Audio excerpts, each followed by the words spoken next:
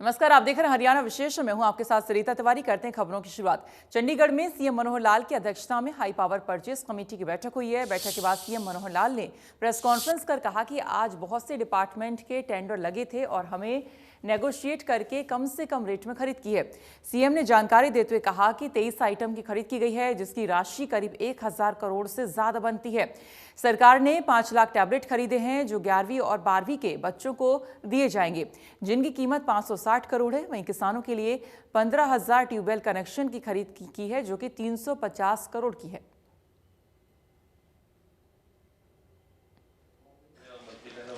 पाँच लाख टेबलेट्स जो बच्चों को दिए जाएंगे।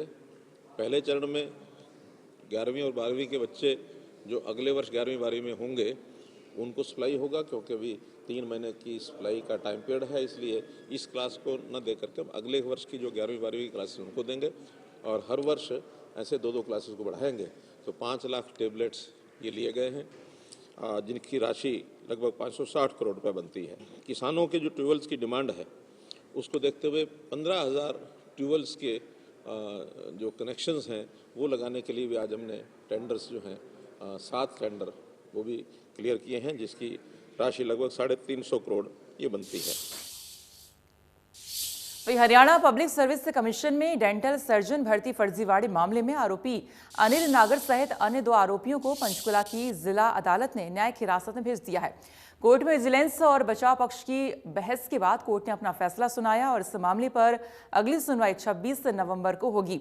आरोपी एचपीएससी के डिप्टी सेक्रेटरी अनिल नागर का 4 दिन का रिमांड और अन्य 2 आरोपियों का 1 दिन का रिमांड खत्म होने के बाद पंचकूला की जिला अदालत में पेश किया गया था।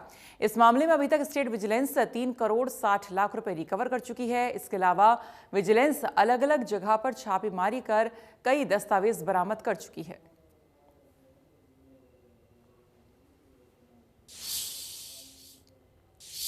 कांग्रेस नेता रणदीप सुरजेवाला ने एचपीएससी घोटाले पर बोलते हुए कहा कि यह देश का सबसे बड़ा घोटाला है।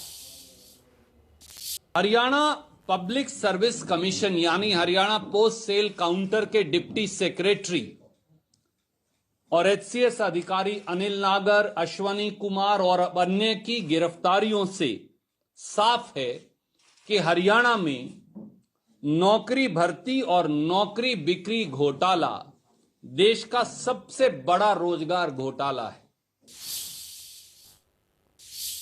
एचपीएससी भर्ती मामले में मुख्यमंत्री मनोहर लाल ने विपक्ष को जवाब देते हुए कहा कि राजनीतिक तौर पर आलोचना की कोई सीमा नहीं है। सीएम ने कहा कि आलोचना केवल आलोचना के लिए ना हो। उन्होंने कहा कि स्टेट विजिलेंस जांच कर रही है। राजनीतिक तौर पर आलोचनाओं की कोई सीमा नहीं, जितनी कोई करना चाहे विपक्ष का ये काम होता है खूब करें। लेकिन हमने ये कहा है कि भ्रष्टाचार को रोकने का हमारा काम है। हम भ्रष्टाचार को रोकने के लिए चाहे पूर्व की सरकारों में हुआ हो, चाहे हमारे समय में भी कहीं ना कहीं इस प्रकार के जो लूपहोल्स हैं उसको बंद करने के लिए कोई भी अधिकारी, कोई कर्मचारी जहां पकड़ा जाएगा उसके खिलाफ कार्रवाई करेंगे। अंतर इतना ही है कि पहले वो अपने समय में ना कर्मचारी ना कोई अधिकारी किसी के खिलाफ कोई कार्रवाई नहीं करते थे। हम किसी को छोड़ते नहीं हैं। हमने भ्रष्टाचार को समाप्त करना और उसका जो बीड़ा उठाया हुआ है, मैं तो कहता हूं कि अगर विपक्ष के पास इस प्रकार की कोई चीज़ें, कोई जानकारियां हों तो निश्चित रूप से उनको हमको बतानी चाहिए। हमको नहीं बताएं तो विजिलेंस को बताएं, विजिलेंस को नहीं बताएं तो थाने में बताएं, थाने नहीं बताएं तो कोर्ट में ले जाए। कहीं ना कहीं उनको जाना चाहिए। केवल आलोचना के लिए आलोचना करना उनका धर्म है, करते रहे, लेकिन उसका कोई असर नहीं है, पब्लिक पर भी असर नहीं है। पब्लिक आज जानती है कि गरीब परिवारों में किस प्रकार से नौकरियाँ मिल रही हैं। और हमने तो ऐसे परिवार जिनके अंदर नौकरी नहीं है उसके घर, उसके परिवार के सदस्य को यानी एप्लीकेंट को 5% मार्क्स, बल्कि 10% मार्क्स बाकी चीज़ों को मिला करके मिलते थे, जो हमने अभी 5 किए हैं। लोगों की डिमांड के ऊपर कि 10% थोड़ा ज़्यादा लगते हैं तो उसको वापस 5% किया है। और बाकी जो और श्रेणियां हैं जिनको लाभ मिलना चाहिए उनको भी मिलता है।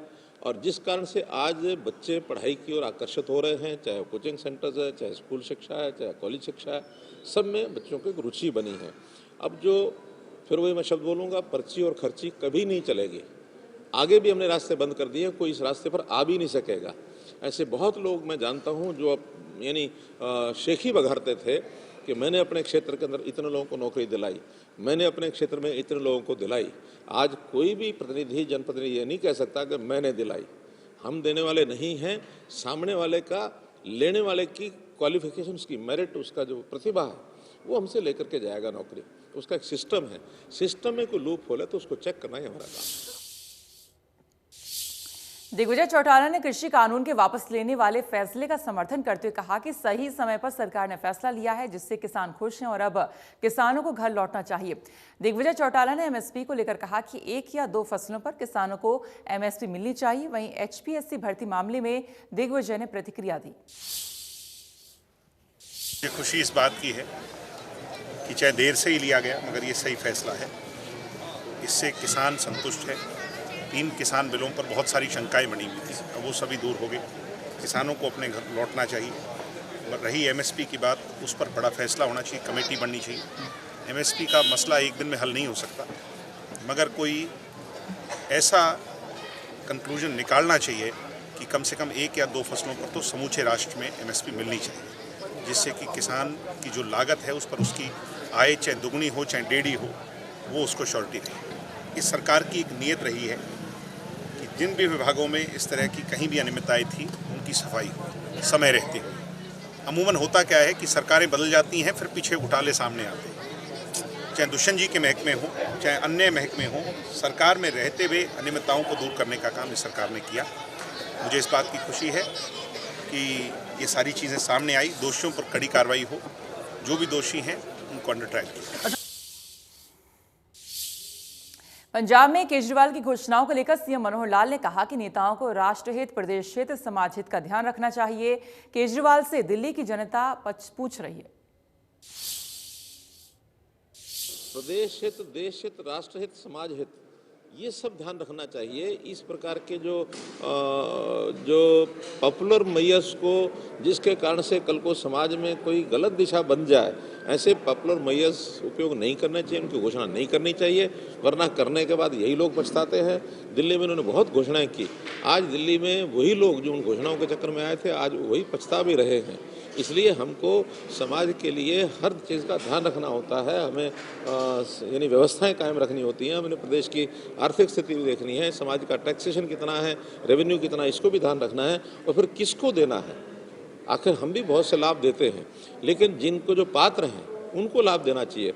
हर चीज़ हर किसी को देना ये संभव भी नहीं है और ये करना भी नहीं चाहिए। आगामी लोकसभा चुनाव से पहले तृणमूल कांग्रेस पश्चिम बंगाल के बाद देश के विभिन्न राज्यों में अपनी पकड़ को मजबूत करने के लिए कांग्रेस, बीजेपी समेत कई पार्टियों के कद्दावर नेताओं को पार्टी में शामिल करने में जुटी है। हरियाणा प्रदेश कांग्रेस कमेटी के पूर्व अध्यक्ष अशोक तंवर टीएमसी में शामिल हो गए हैं। तृणमूल कांग्रेस में शामिल होने के बाद तंवर को हरियाणा में पार्टी के नेतृत्व की जिम्मेदारी सौंपी जा सकती है। अशोक तंवर की सिरसा लोकसभा सीट से सांसद भी रह चुके हैं और किसी समय राहुल गांधी के करीबी माने जाते थे। ममता दीदी का बहुत बहुत शुक्रिया अदा करता हूं, उनके सभी टीम के सदस्यों का जिन्होंने हमें अप्रोच किया और जिनको ये महसूस होता है कि इस देश के अंदर अपार संभावनाएं हैं। नौजवान इस देश का, यहाँ के हमारे महिलाएं, हमारे अनुभवी साथी, यहाँ के पिछड़े दलित अक़लियत के साथी, हर एक वर्ग के अंदर अपार संभावनाएं हैं और पूरा देश आज भारतीय जनता पार्टी की तानाशाही और अहंकारी नेतृत्व और सरकार से वो किस तरीके से दुखी है, ये आप अपने अपने अगर 2 मिनट का, 2 सेकंड का भी अगर वो आत्मा के अंदर झांक के देखें तो आपको स्वतः जवाब उसमें। सोनीपत में इंडस्ट्री को लेकर एक बैठक हुई है। बैठक राष्ट्रीय जन उद्योग व्यापार संगठन के राष्ट्रीय अध्यक्ष अमित गुप्ता की अध्यक्षता में हुई है। बैठक में इंडस्ट्री को लेकर नुकसान को चर्चा हुई है। साथ ही वहीं अमित गुप्ता का कहना है कि किसान आंदोलन और कोरोना के चलते सोनीपत, राई, कुंडली इंडस्ट्री प्रभावित हुई है। प्रभावित इंडस्ट्री के लिए राहत पैकेज के लिए सरकार से मांग की गई है। वहीं सरकार के 75% नौकरी आरक्षण को लेकर कहा कि सरकार 75% नौकरी वाले आरक्षण से राष्ट्रीय एकता के स्वरूप को तोड़ने का प्रयास किया जा रहा है। उन्होंने बताया कि इंडस्ट्री को 32 करोड़ का नुकसान हुआ है। साथियों, जिस तरह से अभी चाहे पानीपत की बात आई हो, चाहे बल्लभगढ़ की बात आई हो या हरियाणा की बात कर लें, आज पूरे प्रदेश में उद्योग व्यापार की स्थितियां दिन पे दिन कठिनाईपूर्ण होती जा रही है। इसके लिए बिल्कुल निष्पक्ष रूप से राष्ट्रीय जन उद्योग व्यापार संगठन पूर्णतः ये किसी राजनीतिक दल से प्रतिबद्ध संगठन नहीं। इस संगठन का उद्देश्य ये है, जो आज आवाज़ चाहे कुंडली की हो चाहे राय की हो या XYZ कहीं की देश के किसी भी कोने की आवाज़ हो, उस आवाज़ को निष्पक्ष रूप से प्रदेश सरकार और भारत सरकार तक उस आवाज़ को पहुंचाना, उसकी लड़ाई तब तक लड़ना जब तक उसमें अंजाम तक पहुंच नहीं। दिल्ली की सीमाओं पर चल रहे किसान आंदोलन में खाली पड़े टेंटों को भरने के लिए एक बार फिर से किसान जत्थेबंदियों ने कवायद शुरू कर दी है। टिकरी बॉर्डर पर भारी संख्या में किसानों की ऐसी झोपड़ियां हैं जहां पर ताले लटके हुए हैं। किसान आंदोलन स्थल छोड़कर वापस घर लौट चुके हैं। इन झोपड़ियों को भरने के लिए किसान जत्थेबंदियों ने नया एक्शन प्लान तैयार किया है और इसके लिए हरियाणा और पंजाब के किसानों की बॉर्डर पर पहुंचने के लिए ड्यूटी लगाई गई है। 26 नवंबर को दिल्ली की सीमाओं पर चल रहे आंदोलन का 1 साल पूरा होने जा रहा है और ऐसे में किसान 26 नवंबर को आंदोलन की जीत का जश्न मनाएंगे। ਜਿਹੜੇ ਕਾਨੂੰਨ ਵਾਪਸ ਹੋਏ ਉਹਨਾਂ ਦੀ ਵੀ ਸਮੁੱਚੀ ਕਿਸਾਨ ਜਗਤ ਨੂੰ ਵਧਾਈ ਔਰ ਜਿਹੜਾ ਪ੍ਰਾਈਮ ਮਿਨਿਸਟਰ ਨੂੰ ਪਤ ਖੁੱਲੀ ਚਿੱਠੀ ਲਿਖੀ 6 ਮੰਗਾਂ ਲਿਖੀਆਂ ਨੇ ਔਰ ਜਿਹੜੇ ਕਾਨੂੰਨ ਤਾਂ ਰੱਦ ਹੋਣਗੇ ਉਹਦੇ ਨਾਲ MSP ਜਿਵੇਂ ਕੇਸ ਬਣੇ ਕਿਸਾਨਾਂ ਤੇ ਪੂਰੇ ਭਾਰਤ ਵਰਸ਼ ਦੇ ਵਿੱਚ ਉਹ ਵਾਪਸ ਲੈ ਲੈਣਗੇ। ਹੋਰ ਵੀ 4 ਮੰਗਾਂ ਨੇ। ਇਸ ਕਰਕੇ 26 ਤਰੀਕ ਨੂੰ ਜਿਹੜਾ ਪੂਰਾ ਸਾਲ ਹੋ ਜਾਏਗਾ ਅੰਦੋਲਨ ਇੱਥੇ ਸ਼ੁਰੂ ਕੀਤੇ ਨੂੰ। ਇਸ ਕਰਕੇ ਵੱਡਾ ਇਕੱਠ ਬੁਲਾ ਰਹੇ ਹਾਂ। पूरे पंजाब और पूरे देश के किसान जोड़े वड्डी पद्धर पर जोड़े बॉर्डर पर आउणगे और 26 को जोड़ा पूरी सालगिरह मनाएंगे और बहुत वड्डी संख्या में जोड़े सारे बार्डर आ उन्होंने असी कवर करके और वड्डी संख्या के किसान ड्यूटी लगी है। जत्थे बड़े बड़े आ रहे हैं, अज भी बहुत बड़े जत्थे आ रहे हैं क्योंकि 26 को असी सालगिरह मना के उस तो अगला प्रोग्राम देखते हैं सरकार किस दिन रिपील करती है। उस तो मगरों संयुक्त मोर्चा बयान देगा और जिहड़ा वापसी है वो किसान जाणगे उस तो मगरों। सोनीपत में प्रशासन लगातार किसानों को पराली नहीं जलाने को लेकर जागरूक कर रहा है। बावजूद इसके किसान बाज नहीं आ रहे। जिले में आए दिन फसल अवशेष जलाने के मामले सामने आ रहे हैं। 49 किसानों के खिलाफ मामला दर्ज कर 3 अलग अलग विभाग की टीमें पराली जलाने से रोकने के लिए ग्राउंड पर काम कर रही हैं। किसानों से करीबन 1,17,000 रुपए का जुर्माना वसूला गया है। दरअसल पराली आगजनी की वजह से होने वाले प्रदूषण को कम करने के लिए एनजीटी ने प्रशासन को फसल अवशेष प्रबंधन पर विशेष जोर देने के लिए निर्देश दिए थे, लेकिन प्रशासन की लाख कोशिशों के बावजूद भी बड़ी संख्या में पराली आगजनी की घटनाएं सामने आ रही हैं। पराली जलाने से किसानों को रोकने के लिए कृषि विभाग ने ग्राम स्तर पर टीमों का गठन किया हुआ है। सोशल मीडिया पर भी नजर रखी जा रही है। पिछले कई दिनों से भी हमें लगातार हरसेक से भी और हमारी मोबाइल टीम ने भी कई किसानों को, दंडी किसानों को, जो सरकार द्वारा भी, प्रशासन द्वारा भी और मीडिया द्वारा भी लगातार जागरूक करने के बाद भी इस तरह की कार्य को पुनरावृत्ति कर रहे हैं कि फसल अवशेष को जला रहे हैं। तो मेरा आपके माध्यम से दोबारा निवेदन है कि भाइयों इस कार्य को ना करें। अगर आप पराली जला रहे हो तो यूँ मानो अपने पेट को जला रहे हो, भूमि को जला रहे हो, उसकी उर्वरा शक्ति को घटा रहे हो और बच्चों में प्रदूषण और अनेक बीमारियों के लिए आप न्योता दे रहे हो। तो आपके माध्यम से दोबारा मेरा नम्र निवेदन है किसान भाइयों से कि ये कार्य ना करें और उन फसलों को, अवशेषों को मिट्टी में ही दबाकर भूमि की उर्वरा शक्ति बढ़ाएं।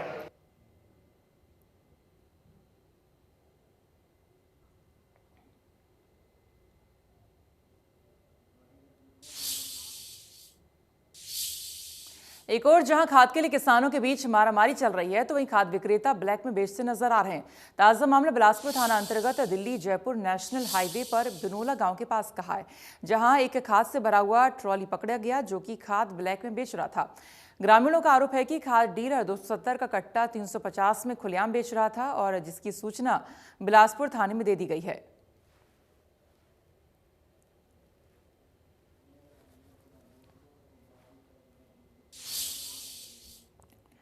बल्लभगढ़ के नगर निगम कार्यालय में अधिकारियों की लेट लतीफी देखने को मिल रही है। ऑफिस खुलने के बाद भी कुर्सियां खाली नजर आती हैं। इंडिया न्यूज हरियाणा ने रियलिटी चेक किया तो पाया कि कर्मचारी अपनी ड्यूटी के समय पर नहीं आ रहे हैं। कर्मचारियों का मिजाज रोजाना इसी तरह का रहता है। कर्मचारियों का ये मिजाज बदल नहीं पा रहा है। पूछने पर तरह तरह के बहाने बनाए जाते हैं। लोग अपना काम करवाने के लिए अधिकारियों का इंतजार करते रहते हैं।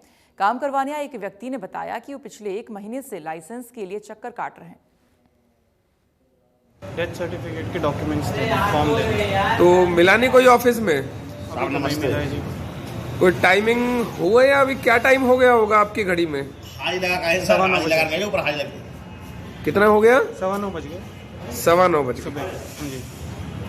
ठीक है, तो अब इंतजार करेंगे आप? हाँ जी बिल्कुल। संदीप, कौन सा कमरा है ये आपका? 12 नंबर। 12 नंबर। अभी खाली पड़ी थी आपकी सीट, ये अटेंडेंस लगाने गए थे। अटेंडेंस लगाने गए थे। तो रोजाना लेट ही आते हो क्या? क्योंकि टाइम तो लेट हो गया है। नहीं सर, रोज टाइम से ही आते हैं। टाइम से आते हैं। भिवानी में कोरोना की तीसरी लहर से निपटने के लिए स्वास्थ्य विभाग ने अब युद्ध स्तर पर काम करना शुरू कर दिया है। स्वास्थ्य विभाग के मुताबिक दूसरी डोज के लिए बहुत से लोगों ने अभी तक वैक्सीन नहीं लगवाई है। स्वास्थ्य विभाग का कहना है कि अगर यही हाल रहा तो चिंता बढ़ सकती है। लोगों को जागरूक करने के लिए स्वास्थ्य विभाग ने सामाजिक संगठनों के साथ बैठक की और लोगों को जागरूक करने की बात कही। सीएमओ ने बताया कि दूसरी डोज नहीं लगवाने के कारण काफी दिक्कतें आ सकती हैं और इसलिए सामाजिक संगठनों की मदद ली जा रही है। लोगों को जागरूक करने के लिए 30 टीमें शहर के लिए और 150 टीमें गाँव के लिए जो घर घर जाकर लोगों को जागरूक करेंगी।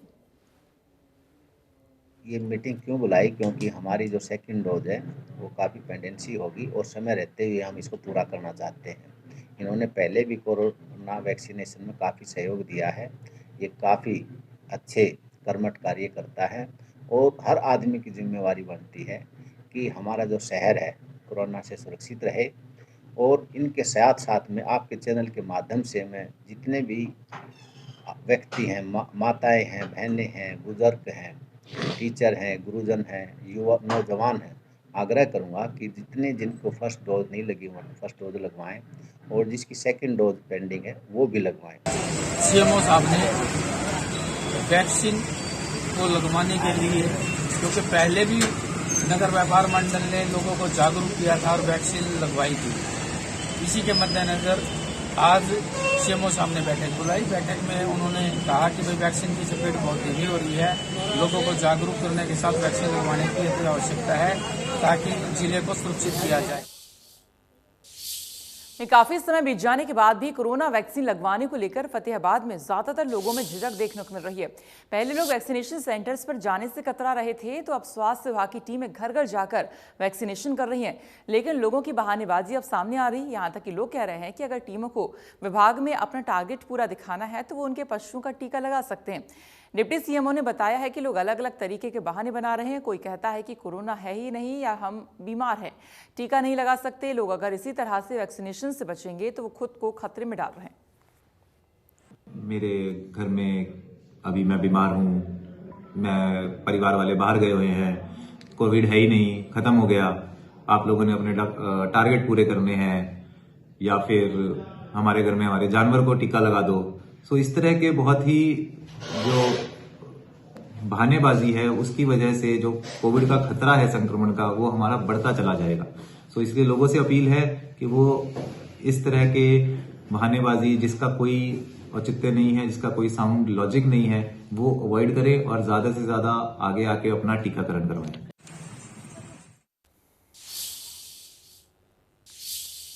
कैथल में डेंगू का कहर जारी है। 24 घंटे में 4 नए यहां पर डेंगू के केस मिले हैं। जिले में अब टोटल केस की संख्या बढ़कर 357 हो चुकी है। बता दें कि 4 मरीज अस्पताल में दाखिल हैं और 91 मरीजों का ओपीडी में इलाज चल रहा है। जहां डेंगू के केस मिले हैं वहां स्वास्थ्य विभाग की टीम ने दौरा करते हुए सैंपल ली है।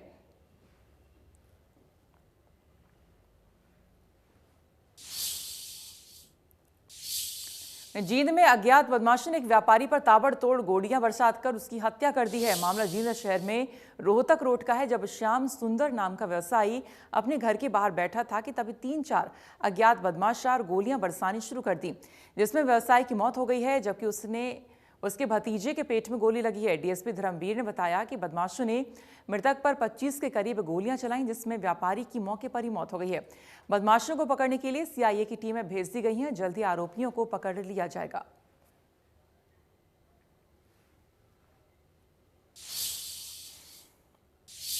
और फिलहाल इसी के साथ हरियाणा विशेष में इतना ही, लेकिन आगे और भी खबरें जारी हैं। अब देखते रहिए इंडिया न्यूज। नमस्कार।